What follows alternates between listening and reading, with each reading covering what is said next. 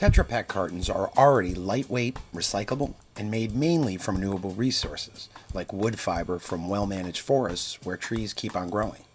But we didn't want to stop there.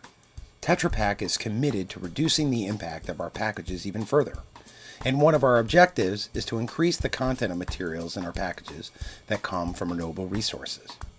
There is a shift happening everywhere. It's a shift away from fossil fuels like petroleum, coal, and natural gas to safer, more renewable materials. Everybody knows that fossil fuels are all around us. They power our cars, they heat our homes, they're in everyday objects. And for so long, we felt like we didn't have a choice. We didn't have any alternatives. But that's not necessarily true. You can make plastic from soy, you can make plastic from grass, you can make plastic from corn. But there was one in particular that really caught our eye because it didn't upset an ecosystem and it didn't upset a food supply. Sugarcane. And that's why we came to Brazil.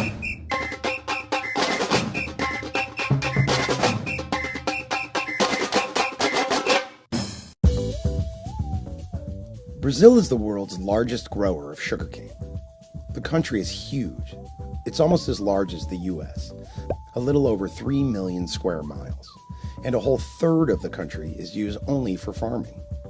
But because sugarcane is a dense and productive plant, growing it only uses about 1% of that farmable land.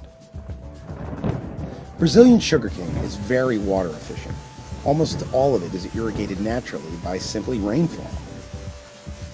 The sugarcane region is in the center south of the country, about 1,200 miles away from the Amazon rainforest, so there's no chance of contributing to any deforestation.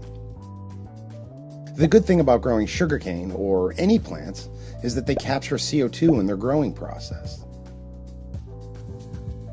The sugarcane is harvested and sent to mills, where it's split into two parts: sugar for eating and something else called ethanol. The edible sugar goes one way, and the ethanol goes another. But what's great about this process is we are left with something that's really cool.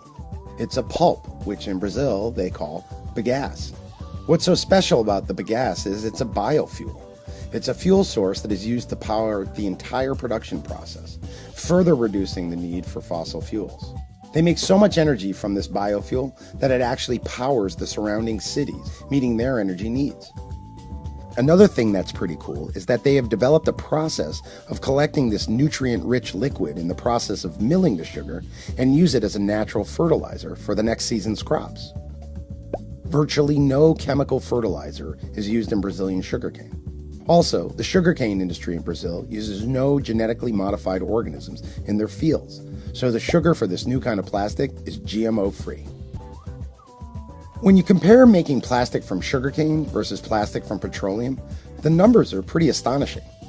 The production of 200,000 tons of sugar-based plastic represents an annual reduction of 800,000 tons of CO2 from the atmosphere. To put that in a different perspective, that's the equivalent to the annual emissions of over 800,000 cars.